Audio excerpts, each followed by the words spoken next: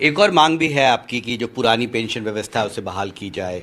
एक कमेटी, एक high level committee का ऐलान भी वित्त मंत्री ने किया था। वो कमेटी एग्जामिन कर रही है इस इशू को। क्या इस पर भी कोई प्रोग्रेस है? क्या हम मान सकते हैं कि बजट में भी इसको लेकर कोई ऐलान हो सकता है? ये सही है कि जो कमेटी है उसने अपने जो उनका कार्यकाल था उसके दौरान हम लोगों से 2 मीटिंगें पहले भी की थी। हमने उनको लिख करके भी अपना मांग पत्र दिया था और अभी भी उन्होंने 15 तारीख को इसी महीने में मीटिंग की थी। तो हमारे लोगों की एक ही मांग है कि जो तनख्वाह है उसका 50% जो है वो हमको पेंशन दी जाए और उसके ऊपर हमको डियरनेस रिलीफ मिले। मुझे आशा है कि कमेटी जो है वो इस बात को सरकार तक पहुंचाएगी और मुझे लगता है कि सरकार भी इस बारे में कुछ सहिष्णु जरूर होगी और इस बजट में उसका ऐलान करने का काम करेगी। बजट में उम्मीद है कि इसका उम्मीद तो है कि बजट में उसका ऐलान होना चाहिए। और जो वित्त मंत्री निर्मला सीतारमण 23 जुलाई को बजट पेश करेंगी और इससे पहले 8वें वेतन आयोग के गठन की मांग तेज हो रही है। मेरे साथ शिव गोपाल मिश्रा हैं जो जनरल सेक्रेटरी हैं all India railway men's federation के, जो सबसे बड़ी संस्था है रेलवे कर्मचारियों की, और इन्होंने इस बारे में कैबिनेट सचिव के साथ एक महत्वपूर्ण बैठक भी की है। आप मिले हैं कैबिनेट सचिव से, क्या मांग आपने रखी है उनके सामने? हमने उनसे कहा है कि अब 8 साल से ज़्यादा हो गए हैं और जो भी पे कमीशन आता है वो 1-2 साल घूमने फिरने में, अध्ययन करने में, मेमोरेंडम लेने में, चीज़ों को समझने में लगाता है। तो ये हाई टाइम है कि अब 8वें वेतन आयोग की घोषणा हो जानी चाहिए। हालांकि हमारे जो दूसरे साथी हैं या कई जगह पर और जो अधिकारी लोग भी हैं उनका वेतन आयोगों के बारे में कुछ बहुत अच्छा तजुर्बा नहीं है। हमारा भी कई हद तक तजुर्बा ऐसा ही है। जैसे पहले वेतन आयोग का जो आया वो काफ़ी कर्मचारियों में उसकी सराहना हुई, लेकिन दूसरा वेतन आयोग आया तो उसने जो है वो जो पहले वेतन आयोग में मिला था उसको भी छीनने का काम किया। इसी तरीके से 5वें वेतन आयोग बहुत अच्छा आया, 6वां वेतन आयोग जो है उससे कम आया, लेकिन 7वें वेतन आयोग ने जो हमारी अपेक्षा थी उसके खिलाफ जाके काम करने का काम किया और हमने हड़ताल की नोटिस तक देने का काम किया उस समय। तो इसमें कैबिनेट सचिव ने क्या कहा जब आपने ये मांग रखी उनके साथ? कैबिनेट ने कहा है कि बात सही है आपकी, लेकिन हम समय आने पर निश्चित तौर पर इस पर विचार करेंगे। लेकिन ये भी सोचना चाहिए कि हम इसके अलावा भी कोई तरीका हो सकता है। हमने कहा बहुत अच्छा तरीका हो सकता है, क्योंकि 7वें वेतन आयोग ने कहा था कि जब 50% ये बढ़ जाए तो मैट्रिक्स को बदल दो, मल्टीप्लाइंग फैक्टर चेंज कर दो। तो ये जो तमाम चीज़ें हैं उनको अगर आप उसी के आधार पर आगे ले जाना चाहते हैं तो आप कोई कमेटी बनाइए और उस पर मैं अपने साथियों से बातचीत करूंगा। जो जेसीएम में हमारे साथी हैं, दूसरे रेलवे के साथी हैं या डिफेंस के साथी हैं, कन्फेडरेशन के साथी हैं, तो उन सबसे बात करके और हम उस मशीनरी से बात कर सकते हैं। हमने एक बार ये बात भी की थी कि वेज रिव्यू कमेटी बनाइए आप, ताकि 6 महीने में रिपोर्ट आए और लागू हो जाए। पिछला जो 7वां वेतन आयोग था वो 2014 में ही गठित किया गया था और आप सबको पता है उस दौरान उसकी काफ़ी चर्चा भी हुई थी, लेकिन सिफारिशें लागू होने में वक्त भी लगता है उसमें। तो आपको लगता है कि इस बजट सेशन के दौरान सरकार को ऐलान करना चाहिए इसका? निश्चित करनी चाहिए, कर्मचारी हित में और देश हित में। देश हित में कई वित्त मंत्रालय के साथ में जेसीएम के पदाधिकारियों की मीटिंग थी। अब इस मीटिंग में क्या फैसला हुआ, कर्मचारियों की पेंशन को लेकर क्या निर्णय हो सकता है बजट में, इस अहम निर्णय की आज बैठक थी। अब दोस्तों आज इस बैठक के बारे में पूरी जानकारी आपको बिल्कुल सही पहुंचाने वाला हूं, परंतु सोशल मीडिया में वो 50% पेंशन देके डीए के बिना 8वां पे कमीशन आएगा नहीं आएगा, जेसीएम ने वित्त मंत्रालय के सामने क्या शर्तें रखी कर्मचारी की पेंशन को लेकर, यह सोशल मीडिया पर बहुत ज्यादा चर्चा का विषय आज बना हुआ है। परंतु आपको आज की मीटिंग की पूरी जानकारी आपको मैं बताने वाला हूं। दोस्तों वीडियो अच्छा लगे तो कर्मचारियों को शेयर कीजिए, क्योंकि हौसला कर्मचारियों को बढ़ाना ही हमारा कर्तव्य है और आपका कर्मचारियों तक पहुंचाना आपकी ड्यूटी है। दोस्तों आज की मीटिंग बहुत ही अच्छी मीटिंग हुई, परंतु मीटिंग सुबह 10:30 या 11 बजे नहीं हुई। मीटिंग का समय रहा 3 बजे। आज मतलब दोपहर के 3 बजे से मीटिंग स्टार्ट हुई जेसीएम की वित्त मंत्रालय के सेक्रेटरी के साथ में। अब क्या हुई है मैं बताना चाहता हूं दोस्तों। जेसीएम की तरह से 3 शर्तें रखी गई थी।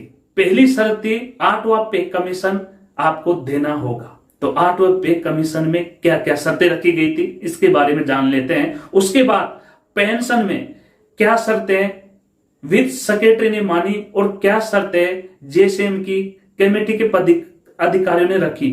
किस पर डिसीजन ज्यादा हुआ, किस पर क्या निर्णय नहीं हुए, ये भी आपको मैं बताने वाला हूं इस वीडियो में।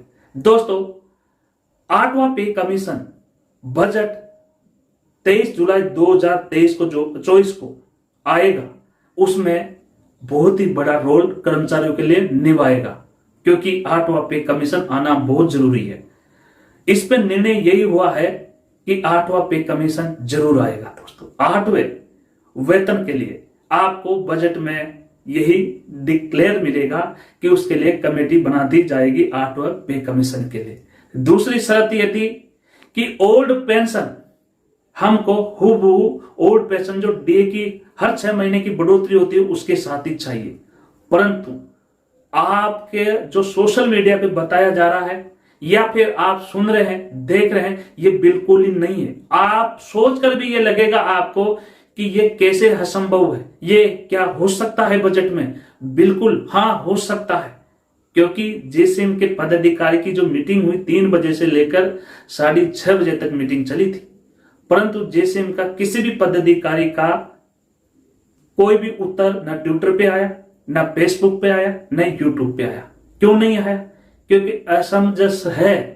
और यह असमंजस मैं आपको बताने जा रहा हूं दोस्तों शर्तें तो ये रखी थी कि हूबहू ओल्ड पेंशन बहाल होनी चाहिए, कर्मचारी की बुढ़ापे की लाठी होना चाहिए, कर्मचारी की सामाजिक सुरक्षा ओल्ड पेंशन होनी चाहिए जो पहले थी वही होना चाहिए। परंतु इस पे वित्त मंत्रालय की सेक्रेटरी पहले ही मन बना चुके थे, पहले ही मन बनाकर ही इस मीटिंग में आए थे। तो बोले कि अर्थव्यवस्था भारत की कमजोर हो जाएगी और हम ओल्ड पेंशन हूबहू जो 6 महीने में डीए के साथ में बढ़ोतरी होती है वो पेंशन हम बहाल नहीं कर पाएंगे। दोस्तों ये डिसीजन पहला रिएक्शन था जीसीएम की पहले ही क्वेश्चन पर। अब उसमें कहा कि भाई हम स्वीकार नहीं करेंगे। जेसीएम के पदाधिकारी ने कहा कि नहीं करते हैं तो बीच का तोड़ निकालते हैं।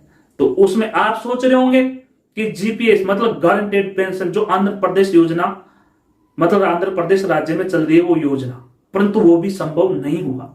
मतलब जो रिटायर होने से पहले महीने की सैलरी का आधा 50% आपकी पेंशन के रूप में दिया जाएगा, परंतु उसके इंक्लूड डीए की बढ़ोतरी नहीं होगी, केवल वो फिक्स रुपए में मिलेगी आपकी पेंशन जीपीएस के रूप में। दोस्तों उस पर भी सहमति नहीं बनी है, उस पर भी सहमति नहीं बनी है। वित्त मंत्रालय के जो आला अधिकारी है उसने भी मना कर दिया कि इसमें इतना अर्थव्यवस्था कमजोर हो जाएगी। तो सहमति बनी किस पर? अभी तो कोई बात पर सहमति नहीं बनी। अगर दोस्तों आप भी दिमाग लगाए ना, अगर सहमति बनती सब पर तो अब क्या जीसीएम के जो संगठन के आला अधिकारी थे अपने ट्विटर हैंडल पर, अपने फेसबुक पर और ग्रुपों में, व्हाट्सएप ग्रुपों में अभी तक आपको डिसीजन नहीं मिल जाता? परंतु ऐसा हुआ ही नहीं। हुआ क्या? हो सकता है क्या? परंतु फिर भी जीसीएम के जो अधिकारी थे उसने फिर वित्त मंत्रालय के सेक्रेटरी से कहा कि हम ओल्ड पेंशन ही चाहिए। जीसीएम के अधिकारियों को कहा कि हमारे पास इतने पैसे नहीं हैं जो हम दे सके कर्मचारियों की ओल्ड पेंशन के रूप में, जीपीएस के रूप में।